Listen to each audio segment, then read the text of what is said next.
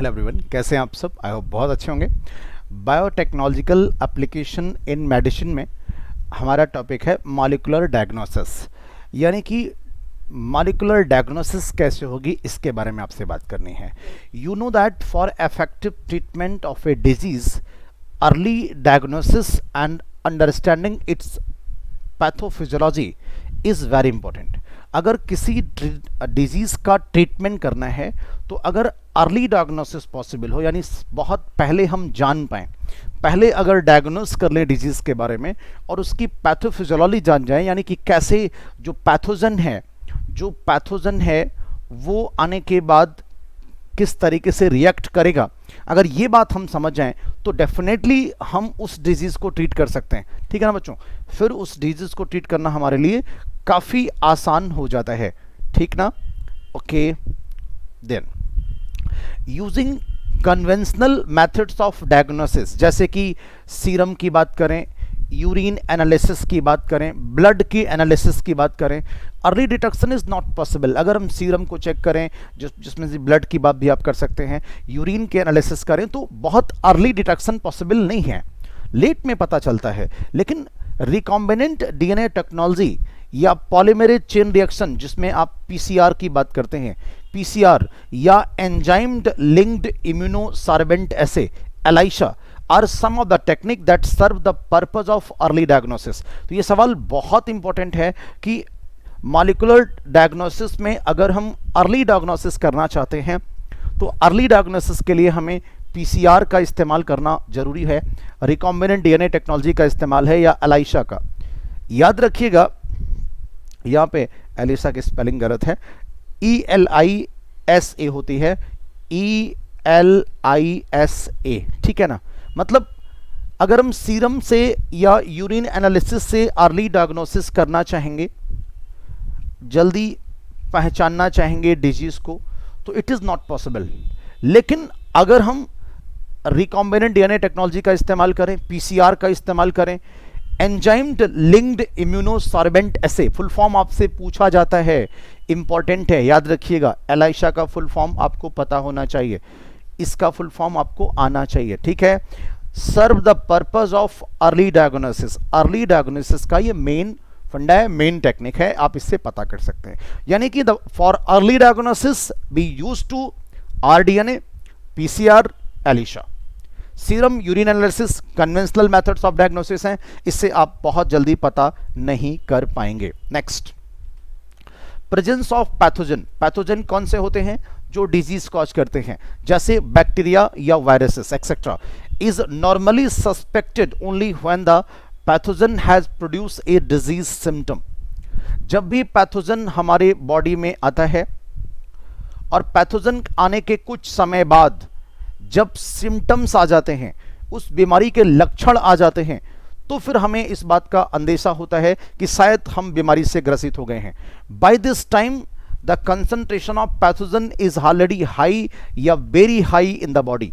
इस समय, जिस समय सिम्टम्स आ चुके होते हैं, उस समय पैथोजन का अमाउंट शरीर में बहुत ज़्यादा बढ़ चुका होता है। ये लेट डायग्नोसिस है sir. However very low concentration of A bacteria और ए virus at the time when the symptoms of the disease are not yet visible।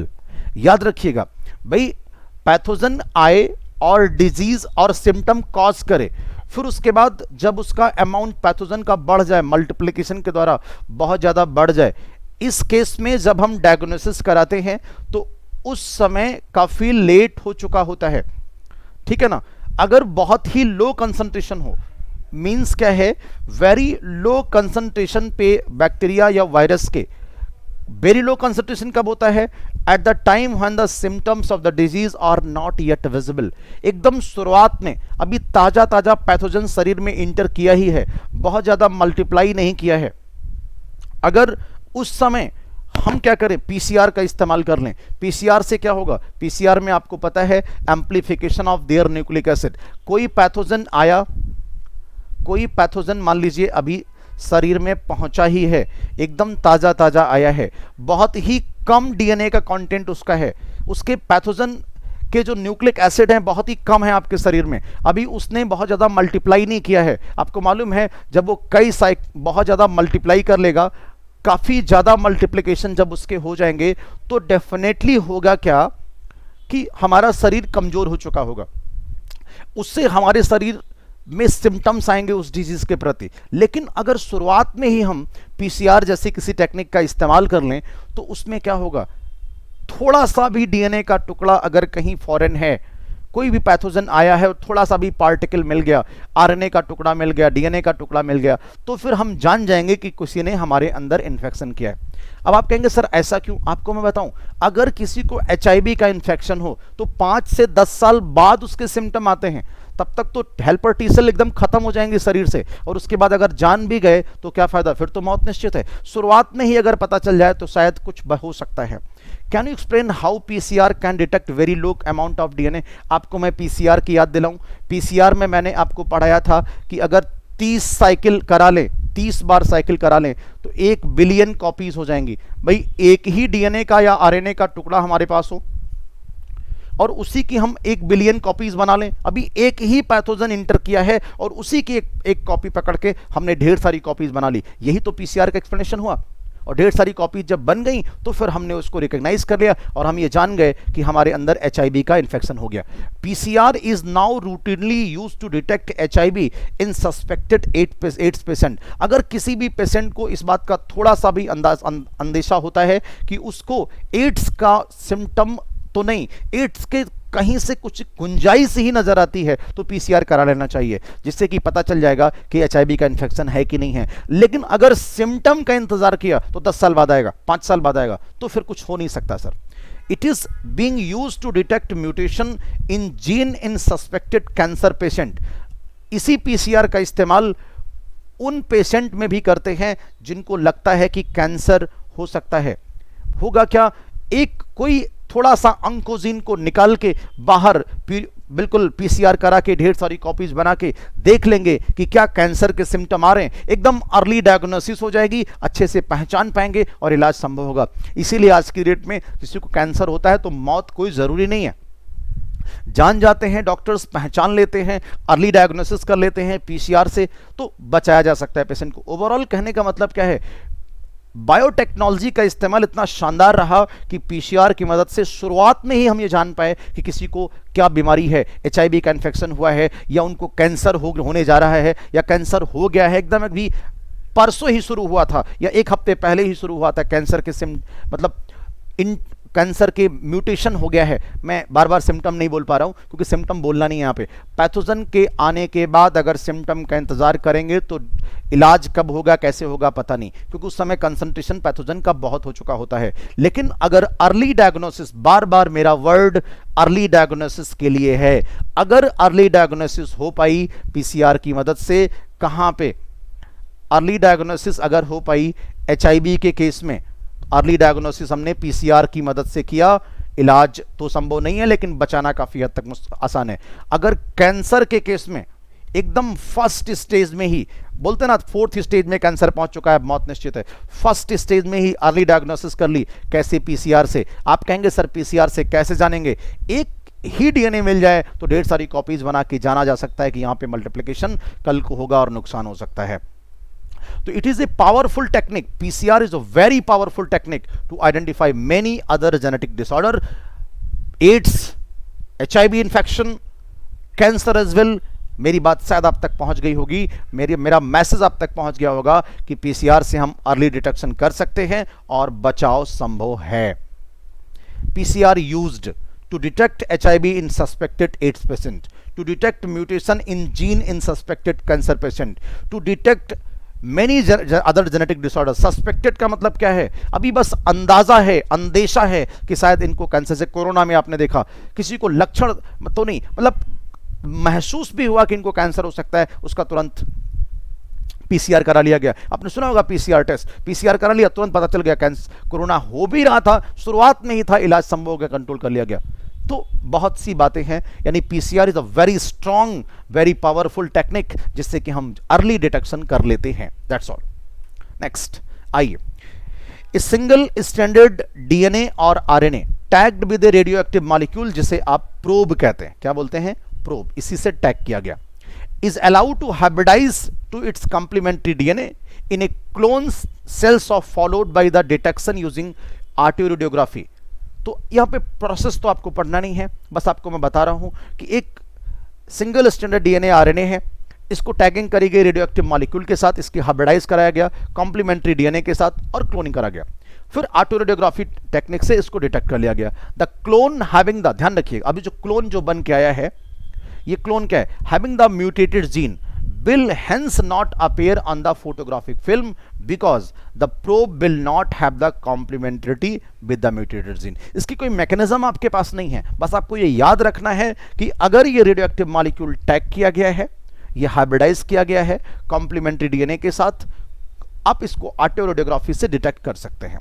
The clone जो भी है having the mutated gene not appear on the photographic film because probe के पास complementarity नहीं है mutated gene का। मतलब क्या हुआ, अगर उसका मिल जाएगा तो डिजीज है, नहीं मिलेगा तो नहीं है, एंड सो ऑन। तो ये ओवरऑल टेक्निक आपके सिलेबस में तो नहीं है, बट ये जानना है कि प्रोब का इस्तेमाल करके ऑटोरेडियोग्राफी टेक्निक से हम डिटेक्ट कर सकते हैं।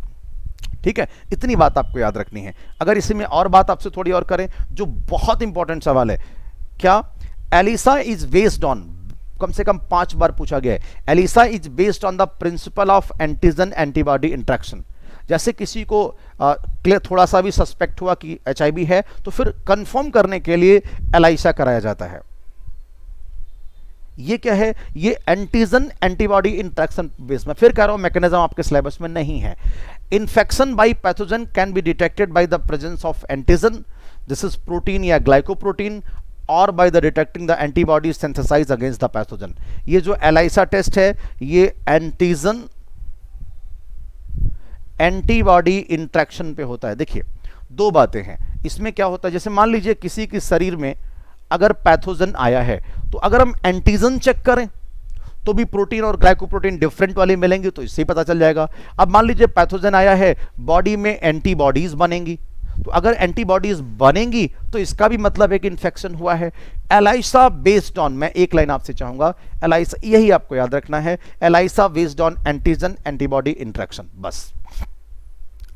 इसका मतलब क्या है, आप सब लोग जानते हैं। मान लीजिए कोई पर्टिकुलर सेल है, कोई पर्टिकुलर ऑर्गेनिज्म या एंटीजन आया, अब एंटीजन आएगा तो यहां मिलेगा, यानी ये प्रोटीन हो सकता है, ये ग्लाइकोप्रोटीन हो सकता है, एंटीजन भी आप देख सकते हो। जब ये एंटीजन आएगा तो सेल्स में या बॉडी में एंटीबॉडी बनेंगी, एंटीबॉडी भी बढ़ जाएंगी। आपको मालूम है जब भी कोई फॉरेन पार्टिकल हमारे शरीर में एंटर करता है तो एंटीबॉडीज उसके खिलाफ बन जाती है। क्लियर? तो मैं ओवरऑल आपसे इतना कहना चाहता हूं कि एंटीजन एंटीबॉडी इंट्रैक्शन इसी पे बेस्ड होता है हमारा कौन, एलाइसा। ठीक है, पीछे और हमने आपसे बातें करी, अब आगे। ये मॉलिक्यूलर डायग्नोसिस थी, अर्ली डायग्नोसिस आपने कर ली, इलाज संभव है, हो जाएगा, बचने के चांसेस पूरे हैं। अब बात आती है ट्रांसजेनिक एनिमल, ये भी बायोटेक्नोलॉजी का ही एप्लीकेशन है। ट्रांसजेनिक एनिमल्स, बायोटेक्नोलॉजी इन मेडिसिन क्षेत्र में, animal that have had their DNA manipulated to possess and express an extra gene are known as transgenic animal। क्या मतलब हुआ, कोई एनिमल है had their DNA manipulated, इसका DNA मैनिपुलेट किया गया है, to possess express extra gene, इनके बॉडी में कोई एक्स्ट्रा जीन इनकॉर्पोरेट किया गया है, this is called transgenic animal.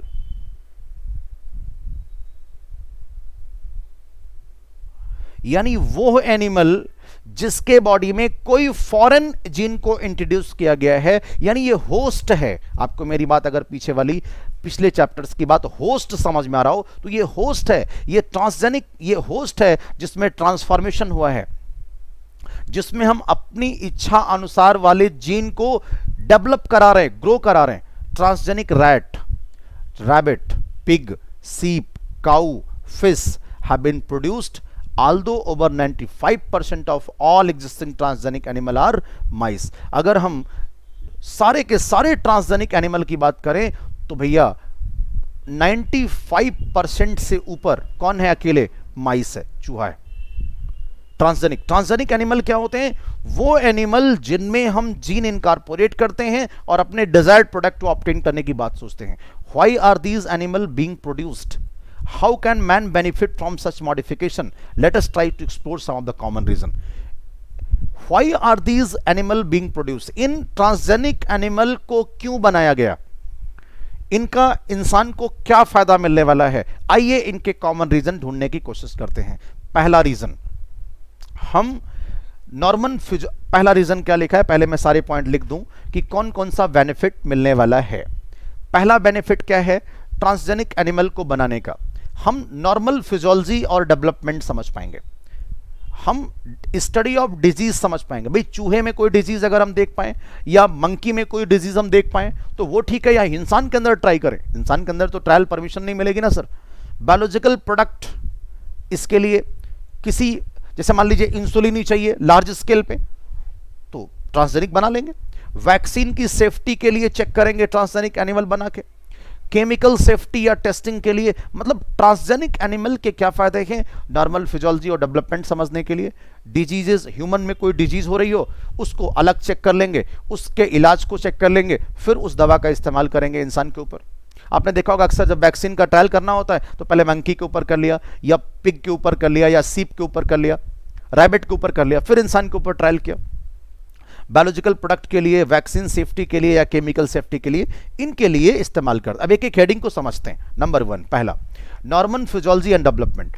Transgenic animal can be specifically design to allow the study of how gene regulated and how they affect the normal function of the body and its development.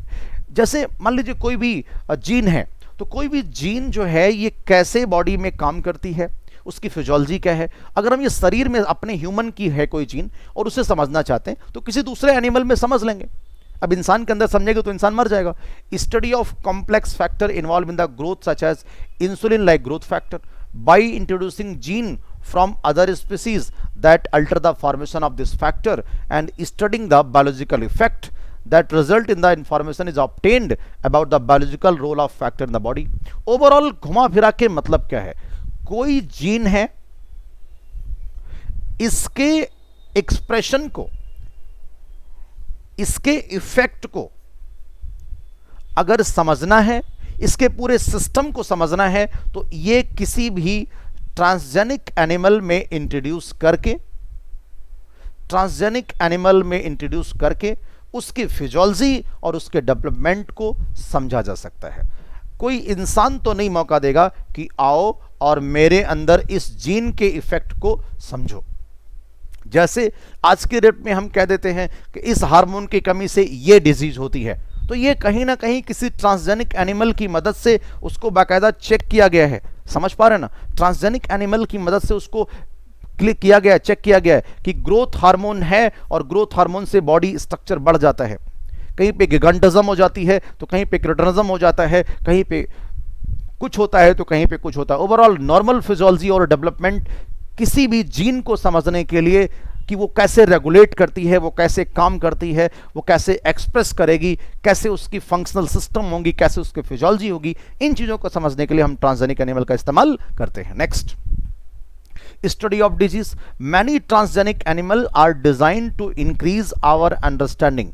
हमारी समझ को बढ़ाने के लिए बहुत से transgenic animal का इस्तेमाल किया जाता है. How gene contribute to the development of the disease. Gene जो है ये कैसे डिजीज में कंट्रीब्यूट करेगा. These are specially made to serve as the model for human disease, so that investigation of new treatment for disease is made possible. जैसे कोई disease हो गई तो उस डिजीज को ट्रीट करने के लिए जिन जिन दवाओं का इस्तेमाल किया जाएगा उसके लिए एक बाकायदा मॉडल बना लिया गया, ट्रांसजेनिक मॉडल बना लिया गया, और उस ट्रांसजेनिक मॉडल से डिजीज को ट्रीट कर रहे हैं. समझ पा रहे हैं? जैसे मान लो कोई मॉडल है, उस मॉडल में मान लीजिए कैंसर का इलाज देखना है तो बाकायदा उन चीजों को स्टडी करेंगे वहां पे. तो today transgenic model exist for many human diseases जैसे cancer, cystic fibrosis, rheumatoid arthritis and Alzheimer. CCRA से याद रखना, CCRA. इन 4 डिजीज के लिए आज की डेट में ट्रांसजेनिक मॉडल उपलब्ध हैं. भाई किसी को कैंसर हो उसके बाद इलाज करें, ये अच्छा है, या ट्रांसजेनिक मॉडल बना के कैंसर का ट्रीटमेंट पहले ही कर लें, किसी के अंदर कैंसर इंट्रोड्यूस करा दें, उसके बाद उसकी स्टडीज करें, तो भैया कैंसर के लिए, सिस्टिक फाइब्रोसिस के लिए, रोमेटॉइड आर्थराइटिस के लिए और अल्जाइमर के लिए ट्रांसजेनिक मॉडल्स उपलब्ध हैं और उन पे बाकायदा रिसर्च होती रहती है। क्लियर? तो भैया डिजीज की स्टडी, भाई कैंसर की आज इतना हम लोग सफल क्यों हैं कैंसर के इलाज में? इसलिए सफल है क्योंकि हमने बाकायदा इस पे काम किया लंबे समय तक, ट्रांसजेनिक मॉडल बना के काम किए हैं, और ट्रांसजेनिक मॉडल बना के काम किया है, इसीलिए आज की डेट में सफल है, इसीलिए कैंसर का इलाज आज की डेट में हो जाता है। तो 4 डिजीजेज हैं जिनके हमारे पास ट्रांसजेनिक मॉडल उपलब्ध हैं: cancer, cystic fibrosis, rheumatoid arthritis and Alzheimer. CCRA से याद रखिएगा, बहुत इंपॉर्टेंट सवाल है। अगला, बायोलॉजिकल प्रोडक्ट। अब ये आपको मैंने पीछे पढ़ाया था, किसी भी बायोलॉजिकल प्रोडक्ट के लिए हम ट्रांसजेनिक मॉडल बनाएं, ट्रांसजेनिक ऑर्गेनिज्म बनाएं।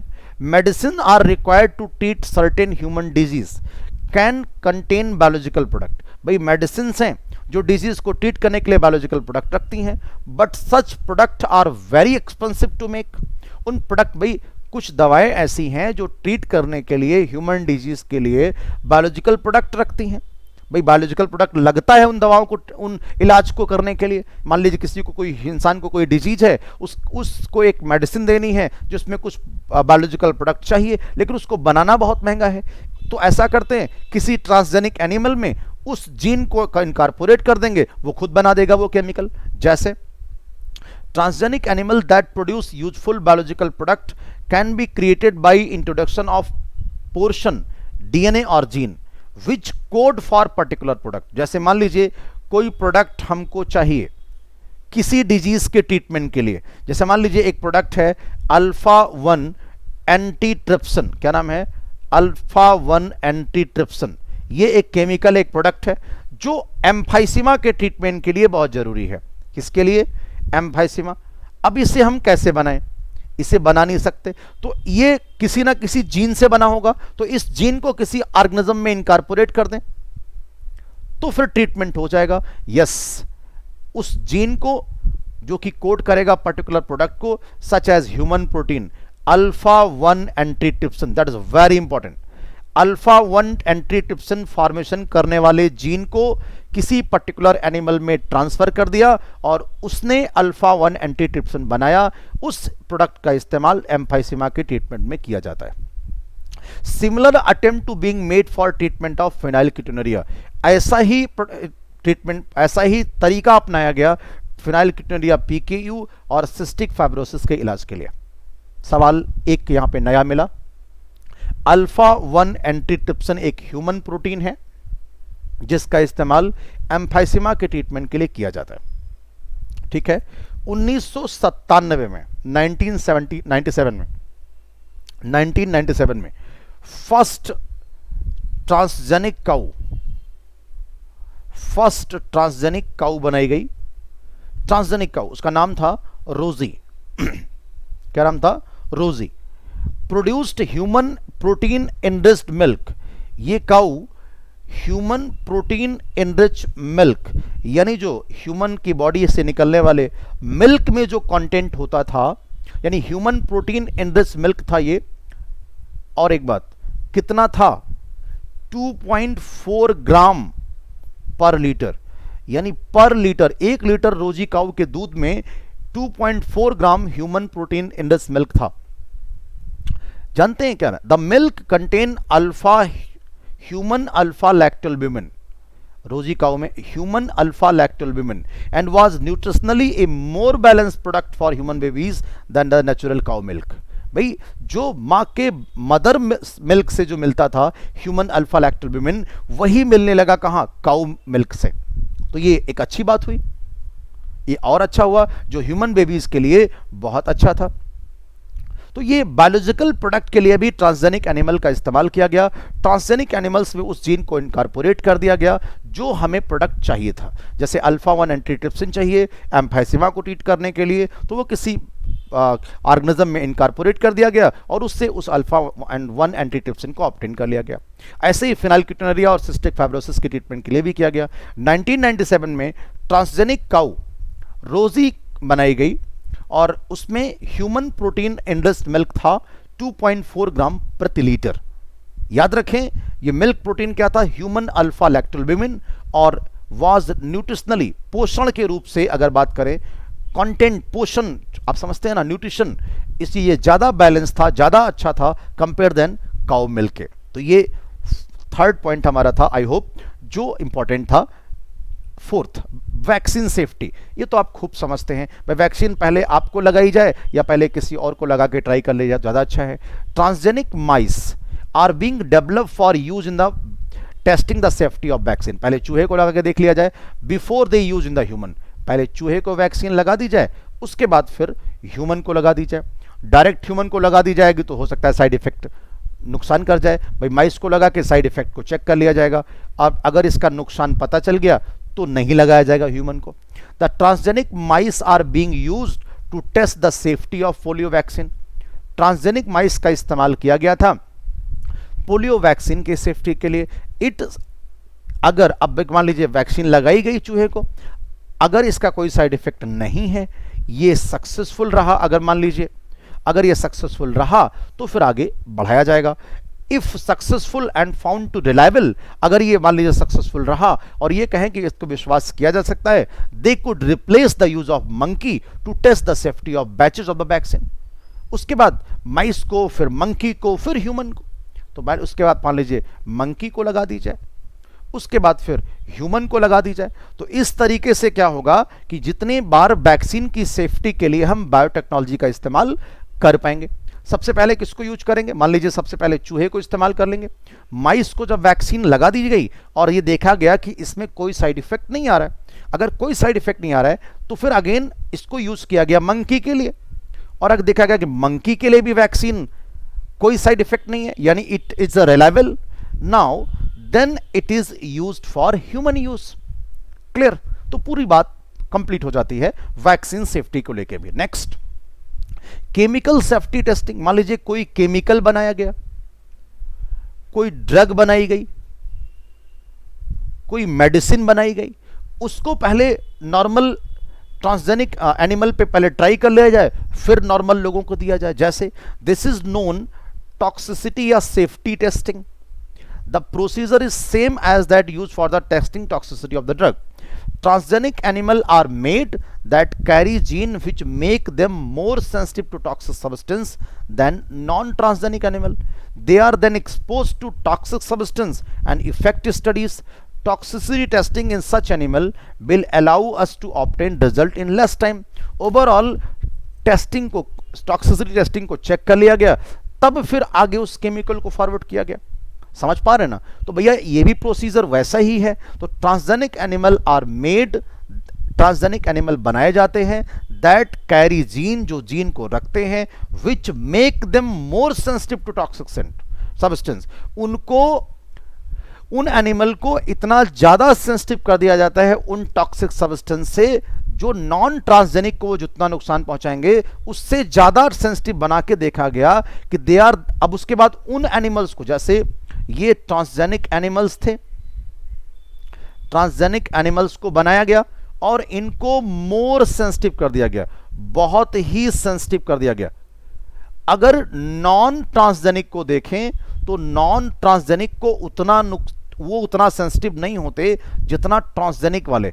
कोई टॉक्सिक सब्सटेंस था, इस सब्सटेंस को इनको भी दिया गया, तो जब इनको दिया गया तो उसके ज्यादा इफेक्ट को देख लिया गया। मतलब समझ पा रहे ना भाई, चूंकि ऑलरेडी हमने ज्यादा सेंसिटिव बना दिया ट्रांसजेनिक को, तो अगर वो थोड़ा सा नुकसान पहुंचा रहा है तो इसका मतलब नॉन ट्रांसजेनिक को एकदम नुकसान नहीं पहुंचा पाएगा। तो इसलिए इस वजह से हम टॉक्सिसिटी टेस्टिंग कर लेते हैं। समझ पा रहे ना भाई, इतना ज्यादा सेंसिटिव कर दिया जाता है ट्रांसजेनिक एनिमल को कि खूब नुकसान पहुंचा दे, तब भी वो केमिकल कम नुकसान पहुंचा रहा है। तो इस प्रकार से टॉक्सिसिटी टेस्टिंग हो जाती है कि वो जो टॉक्सिक सब्सटेंस है वो कितना नुकसान पहुंचाएगा। अगर इसमें थोड़ा ज्यादा कर देगा तो भी बहुत कम इफेक्ट होगा। इस प्रकार से हम टेस्टिंग कर लेते हैं केमिकल की। क्लियर बच्चों?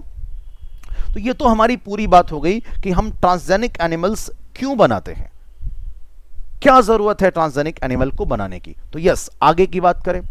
अगला अब हमारा एक नया टॉपिक है, इसी में इथिकल इश्यूज, बायोटेक्नोलॉजी इन मेडिसिन में ही एक 12.4 पॉइंट आता है इथिकल इश्यूज। इसमें क्या है, the manipulation of living organism by the human race can not go on any further without regulation.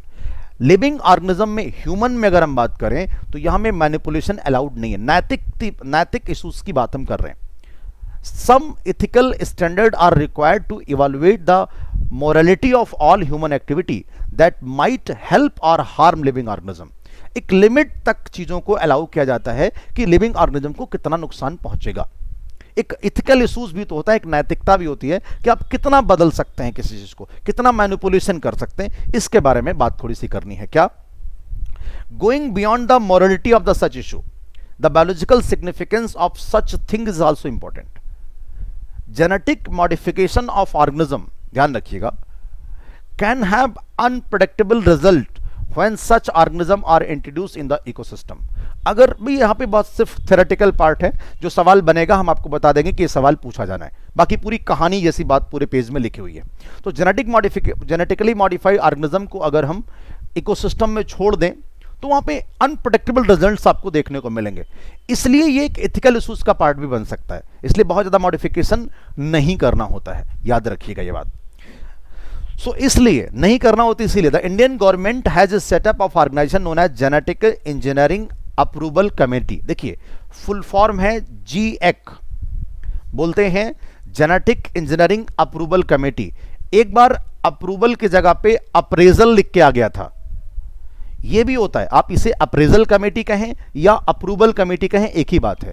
Which will make decision regarding the validity of genetically modified research and safety of introducing genetically modified organism for the public services.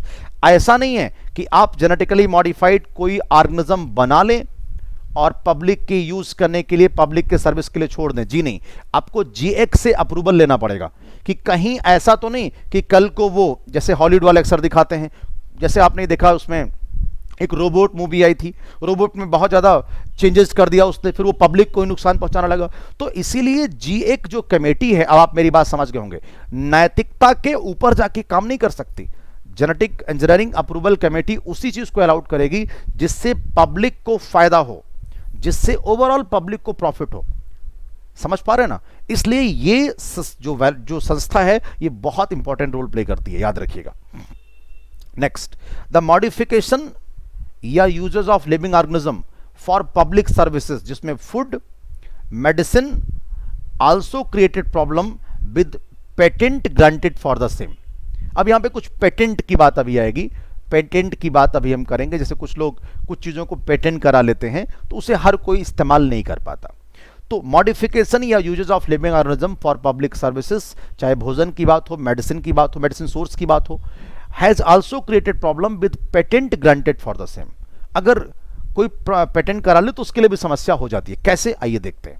Yes, पूरा page आपका theoretical है। There is a growing public anger that certain companies are being granted patent for product and technology that make use of genetic material, plants and other biological resources that have been long been identified, developed and used by farmer and indigenous people of a specific region या country। जैसे कुछ लोग कुछ चीज़ों को बनाते हैं, फिर कुछ कंपनीज उनको पेटेंट करा लेती हैं, उनके प्रोडक्ट को, उस टेक्नोलॉजी को। जैसे अभी आपने कोरोना में देखा, वैक्सीन बनाया कुछ लोगों ने, तो वैक्सीन बना, अब हर पूरे वर्ल्ड को लोगों ने देने से मना कर दिया, मान लीजिए, तो ये पब्लिक के लिए प्रॉब्लम आ जाती है। कोई भी मटेरियल बना लिया, कोई बायोलॉजिकल रिसोर्स बना लिया और उसको पेटेंट करा लिया।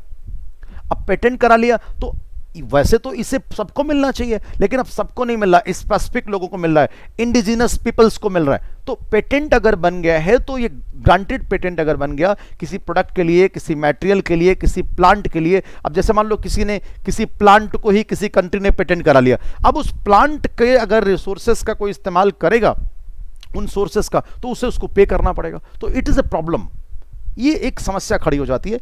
ऐसा बहुत से लोग करते हैं। अमेरिका ने तो कई बार काम किया है इस चीज़ों पे। दूसरे के जैसे हल्दी को पेटेंट करा लिया, नीम को पेटेंट करा लिया, जबकि हल्दी तो इंडिया में बहुत दिन से यूटिलाइज हो रही, उन्होंने कहा मेरा है, पेटेंट करा लिया उसको। तो फिर इंडिया के लिए मुश्किल हो गई, बाकायदा फिर कोर्ट केस हुआ, चीज़ों को फिर इंडिया जीत भी गया एंड सो ऑन। तो कहने का मतलब यह है कि जो मॉडिफिकेशंस होते हैं उनमें कितना प्रॉफिट कितना लॉस है ये भी समझना पड़ेगा। अब बात important, rice is important for food grain. Rice तो आप जानते हैं बहुत इंपॉर्टेंट है, the presence of which goes back thousand of year in Asia agriculture history. There are an estimated 2 lakh variety of rice in India alone. अगर आप पीछे back में जाएं तो 2 लाख वैरायटी थी इंडिया में अकेले। Diversity of rice in India is one of the richest in the world. अगर हम राइस के डाइवर्सिटी की बात करें वर्ल्ड में तो इंडिया में राइस की डाइवर्सिटी बहुत ज्यादा है। Basmati rice is distinct for its unique aroma and flavour, एक बेहतरीन फ्रेगनेंस और बेहतरीन टेस्ट के लिए, जिसमें 27 डॉक्यूमेंटेड वैरायटीज बासमती राइस की इंडिया में अगर आप पुराने इतिहास में जाएं, एशिया एग्रीकल्चर हिस्ट्री में जाएं, तो आप देखते हैं कि 2 lakh varieties of rice India के अकेले में। There are an estimated 2 lakh varieties of rice in India alone. और इंडिया वर्ल्ड में चावल के मामले में बहुत ही जबरदस्त डाइवर्सिटी रखता है। इवन बासमती राइस की 27 वैरायटीज इंडिया में, कितनी? 27। गजब का टेस्ट और गजब का फ्लेवर in aroma, fragrance भी। There is a reference to basmati in ancient text, folklore and poetry as it has been grown for centuries। And इसमें कोई बहुत बड़ा कॉन्सेप्ट नहीं है। इन 1997, सीधे पॉइंट पे आता है, मैंने कहा ना पूरी थियरी नहीं पढ़ेंगे, जहां सवाल पे बात होगी सिर्फ उसी को समझा जाएगा। इन 97 American company got patent right on basmati rice. इतनी बदमाशी किया, 1997 में उन्होंने बासमती राइस पे पेटेंट ले लिया। मतलब अब अगर कोई बासमती राइस पे काम करेगा या खाएगा भी, यूज भी करेगा, तो उसका पैसा यूनाइटेड स्टेट को देना पड़ेगा। एंड ट्रेडमार्क ऑफिस बाकायदा ट्रेडमार्क करा लिया, पेटेंट करा लिया। This allowed the company to sell a new variety of basmati in US and abroad. The new variety of basmati had actually been derived from the Indian farmer variety. उन्होंने नई variety बनाई और कहा कि हमारा है, जबकि उन्होंने एक्चुअल में इंडियन वेराइटी से ही क्रॉस करके बनाया था। Indian basmati was crossed with the semidwarf variety and claims as invention और द नोवेल्टी। उन्होंने, मैं बोला ना, पूरी यहाँ पे कहानी है। सवाल क्या इंपॉर्टेंट मिला अभी? 2 lakh varieties of rice in India alone, एक सवाल ये। दूसरा, 27 documented varieties of basmati rice, एक सवाल ये। तीसरा, 1997 में अमेरिकन कंपनी ने बासमती राइस के ऊपर पेटेंट ले लिया, उन्होंने क्रॉस किसके बीच में कराया था? ये सवाल इंपॉर्टेंट है। Indian basmati rice was cross with the semidwarf variety and claim as a invention of novelty. और उन्होंने कहा हमने इसका आविष्कार किया है। वाह भाई, बड़ा बढ़िया है। ऐसे ही आविष्कार अमेरिका वाले करते हैं, क्रॉस किसी और का, रिजल्ट किसी और का, और नाम अपने ले लेते हैं। बड़ा बढ़िया काम करते हैं ये लोग। ठीक है, इसी में एक बात और करते हैं आपसे, क्या? The patent extend to functional equivalents implying that other people selling basmati rice could be restricted by the patent. और इस पेटेंट के बाद और कोई बासमती राइस का सेल नहीं कर सकता। Several attempts have also been made to patent user product and processes based on the Indian traditional herbal medicine, turmeric नीम के ऊपर भी, टर्मरिक के ऊपर भी, इसके ऊपर भी बाकायदा उन्होंने बहुत काम किया। If we are not vigilant and we do not immediately counter these patent application, other country may encase on our rich legacy and we may not be able to do anything about।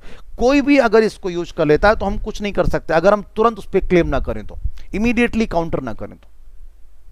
Do not immediately counter. इसलिए overall इसको बाकायदा ध्यान भी रखना पड़ता है, क्योंकि overall घुमा फिरा के अगर हम आपसे बात करें एक वर्ड में, पेटेंट अगर किसी कंट्री ने ले लिया, किसी कंपनी ने ले लिया, तो फिर उसका आप इस्तेमाल नहीं कर सकते। हमेशा आप हल्दी पे, नीम पे, बासमती राइस पे अमेरिका की हमेशा खुराफात चलती रहती है। ओवरऑल कहना क्या चाहते हैं? एक वर्ड आएगा बायोपायरेसी, यही करता है America, biopiracy. Biopiracy is the term used to refer the use of bio resources by multinational companies and other organisation without proper authorisation from the country and people concern without compensatory payment. कोई भी country, कोई भी company, multinational company, कोई भी organisation बिना किसी proper authority के, देश से परमिशन भी नहीं लेंगे और उसका इस्तेमाल करेंगे बिना किसी पेमेंट के। पायरेसी वर्ड आप इतना अच्छे समझ सकते हो, जैसे सीडी पहले आती थी, अब तो नहीं आती है सीडी, जैसे जो लोग मूवीज बनाते थे तो फिर उसका इस्तेमाल होता था। अब लोग क्या करते थे, लोग करते क्या थे, सीडी लाके अपना कॉपी करा के देख लेते थे मूवीज। जो लोग मूवीज बनाते थे उनको पेमेंट नहीं पहुंचता था। This is bio piracy, this is the piracy. और यहाँ पे लिविंग ऑर्गेनिज्म की बात है तो बायो पायरेसी हो गया। तो बायो पायरेसी क्या है, कोई भी बायो रिसोर्स मल्टीनेशनल कंपनीज इस्तेमाल कर लें बिना किसी अथॉरिटी के, कंट्री को परमिशन भी नहीं है, वहां के लोगों को पेमेंट भी नहीं मिल रहा है, फिर भी इस्तेमाल हो जा रहा है। ठीक है, most of the industrial nation are rich financially but poor in biodiversity. बहुत से ऐसे नेशन होते हैं जो बहुत पैसे वाले होते हैं लेकिन बायोडाइवर्सिटी उनके पास नहीं होती है और ट्रेडिशनल नॉलेज में भी कमजोर होते हैं। In contrast developing to under develop world is rich in biodiversity and traditional knowledge related to bioresources. Traditional knowledge related to bioresources can be exploited to develop modern application and can also be used to save time, effort and expenditure during their commercialization. बहुत से ऐसे countries हैं जहां पे पैसे की कोई कमी नहीं है लेकिन ट्रेडिशनल नॉलेज बहुत कम है। इन contrast developing and under develop world is rich in biodiversity. लेकिन अगर इसके जस्ट अपोजिट बात करें, भाई कुछ देश हैं जो बहुत पैसे वाले हैं लेकिन वहां पे बायोडाइवर्सिटी अच्छी नहीं है। इन कंट्रास्ट जस्ट अपोजिट अगर बात करें,